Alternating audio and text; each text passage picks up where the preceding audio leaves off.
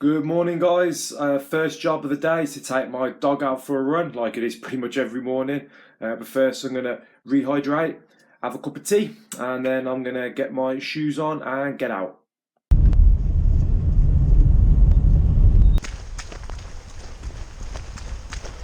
So while I'm out on this walk, I thought I just wanted to talk to you about motivation and training. Everyone has it, I have it, when you lose motivation for training and you just feel a bit meh, something that you were once excited about, you all of a sudden find yourself feeling a bit flat and a bit take it or leave it. Now the first thing to realise is that this is common. I have it. I spoke to lots of people who have it, regardless of who they are, how long they've been training for. They have everyone goes through peaks and troughs, ebbs and flows. Super excited about training at 1 minute, and then that excitement fades, and they just really can't see the interest in it anymore. I've had this in the past lots with my martial arts training, with my running, with my regular health and fitness, my weight training stuff. I've had it with other interests as well, like my philosophy studies, my psychology studies, my piano playing. I've had it with lots of stuff as well, so it is normal. To the martial arts training and motivation, I've got a few pointers I'd like to give that have helped me out in the past, and hopefully they'll be able to help you too. So here are a few pointers that could help you regain your motivation and continue your journey in the martial arts. Careful, because I'm precariously on the slippy surface. It's been raining lots. See, get a dog, their motivation for running. Their motivation for running, so you've got no choice but to go. The first thing to do is to consider what you are getting from your training, what you are becoming from your training, instead of what you'll be doing from your training. For example, don't think of, when you think of your training, don't think I better go training tonight because I'll be doing jab cross, or I'll be doing some kicks or push-ups, or I'll be sparring or rolling or whatever it is. Think about what you're actually becoming from your training. So think about, if I go training tonight, I'm going to be getting fitter, healthier, I'll be increasing my social circle, I'll be proving to myself that I have perseverance and dedication, and if I set my mind to something, I'll do it. So think about these character attributes and these physical attributes that you'll be getting and that you'll become fitter, stronger, more confident, etc, etc. Think about those instead of actually what you will be doing in the class. Thing to look at as well are your goals. What are you actually training for? Are you so a lot of people I find are just floating through their training. They have no set definitive goals to reach. An example, your next belt level could be your next goal, winning your next fight, losing X amount of pounds, being able to do 50 push-ups in a row. Whatever your goal is, make sure you have a clear, set, definitive goal. Otherwise you'll have nothing to aim for, and you'll just be lost, just wandering through training without any definitive anchor to pull you down and to motivate you in when you need it. Contemplate is just think about how you feel when you're training. You have that adrenaline rush, you feel fantastic afterwards, you feel tired but you feel alive, you feel brilliant, you feel you could take on the world. And we all know martial arts training does that for you. It gives you that boost. You love training, you're meeting your friends, the music's on loud, you're getting a good workout. We all love that feeling. So just think of that when you're at home, you don't want to go. Just think of that feeling. And it's not so much that you've lost motivation to train, it's that you've lost motivation to leave the house, so to speak. Because you know you love the training, you know you love the after effects of training, and you know you love what it's making you become and how it's helping you in your life. But a lot of the time it's the step out of the front door that you don't want to do. So I often think about the post effects of training, how much I love the training. I get that feeling, I think to myself, I'm going to feel like this in half hour in training or whatever it might be, and just hold on to that feeling, know that you're going to love it, know that afterwards you'll be glad that you've done it. And yeah, the hardest step is to step out the front door, and we tell that to all of our members, all of our students. It's kids as much as adults. taking that step out the front door is the hardest one. Moving on to my next point, for children, motivation for children. Now, adults have the foresight to obviously think ahead, and they may go, I don't want to go training, but I know it's really going to help me and I will benefit, therefore I will go. Whereas children often don't have that foresight. If they don't want to do something, they just point blank don't do it. So what I always recommend to parents is, if the child loves training, while they're training, while they're actually in class, if they're smiling and they're having a good time and they're enjoying it, and afterwards they love training, then it's that step out the front door that the child doesn't want to do. And again, children don't have the foresight to go, I don't want to go, I'm going to go. They just point blank refuse and say, I don't want to go. And instead of getting to the root of the problem, which is that step out the front door, they'd rather sit at home on the Xbox or PlayStation, or they want to go out and play with their friends.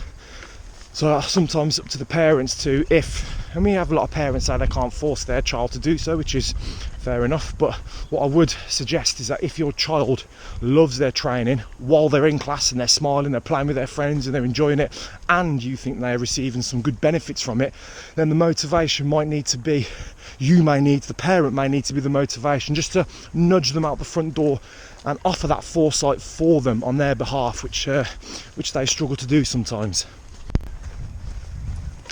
So the next tip is only to be used in extreme circumstances. Do not make a habit of this, because you'll be undoing a lot of the work that you've done. Is take a couple of sessions off, have a week off, and that will feed that fire. Our instinct as humans, our natural sort of our way of looking at things is that if we can't have something, we want it even more. So when you have some time off training, you'll get that itch to go back. Now the trouble is, if you have, a word of warning with this one, if you have some time off training and you let a session go into two go into three go into a couple of weeks into a month, then you end up don't going back and then you've lost all of that work you've done. So perhaps the last tip is just to give yourself a bit of time off. When I say time off, I don't mean months, I mean maybe a week or so. Have some downtime and really get that fire back in your belly, get that itch back. Now this is fatal with children. Children have, and again this comes down to the children not having foresight to think, oh, I'm gonna have some time off and get that fire back in my belly. Children need routine, they need discipline, they need those set boundaries. Not so much a tip for parents to help with their children, this is for the adult members. So adult members, have a session or two off, give yourself a week off, chill out, relax, have some downtime, and then get that fire back in your belly, get that motivation, and then look at the previous steps I've done. If you do have time off, if you have a week or so off, then what are your goals? What are you going to get from training? Remember that feeling of euphoria and that energy and how alive you felt when you were training. Think about those and then get back into class and smash it. So there are my tips for overcoming lack of motivation. Everyone's different, they've helped me, they may not help you. So I hope you enjoyed them, and I'm gonna carry on running with my dog.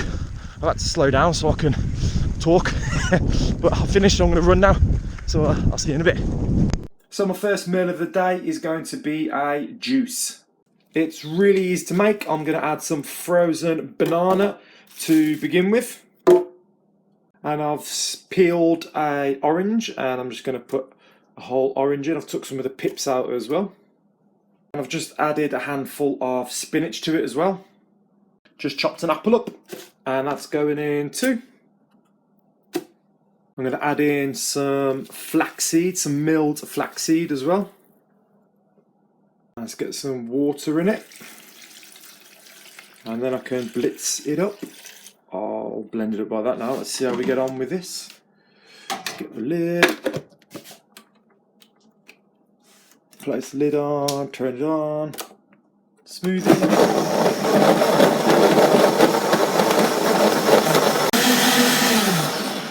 And that is done. Let's see how this tastes. And there we have it. Super healthy, quick breakfast. Yeah, it's really good. Perfect. On my way training. Got my fight music on. Classic FM. Love it.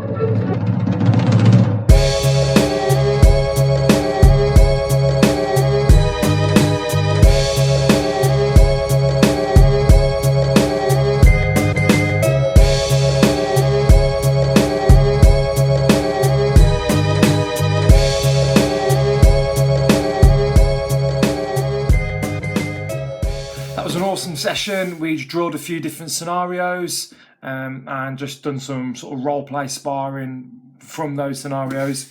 So now it's time to refuel with a lovely coconut curry. Sweet potato, chickpea and coconut curry with some jasmine rice.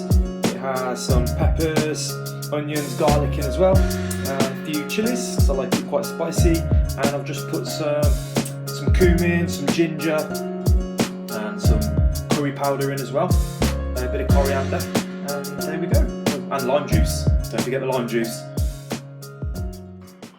So we were drilling this combination with our class in the other session, the other day, so I thought I'd show you guys what we've been doing. It's two simple kickboxing combinations, but they mix together to make up a six technique combination. They're fantastic bread and butter moves, so let's get straight into it. So the first combination is just a real simple jab cross back leg round kick. So we go 1, 2, set, and then back leg round kick on the end. Now depending if you're going to work your power shots, you might want to switch to Thai pads. We're just using focus mix for the time being. So it's real simple jab cross, round kick, like this.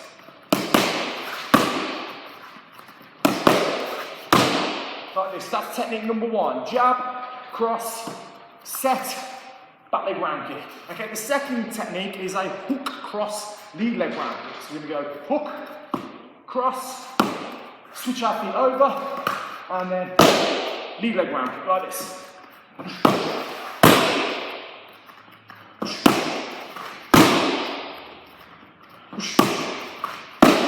Like this. And then you can put them together. So we go jab, cross, round kick, and then the hook's there, ready to follow on. So as you finish the round kick and this leg gets back onto the floor, automatically throws the front side of your body back round in for the hook.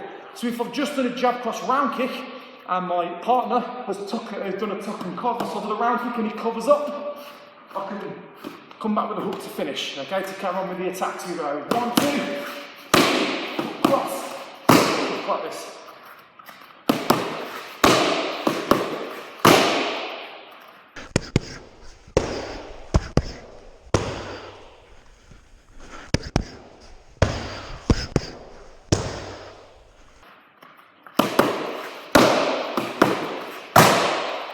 And then we have a jab cross, round kick, hook cross, switch kick.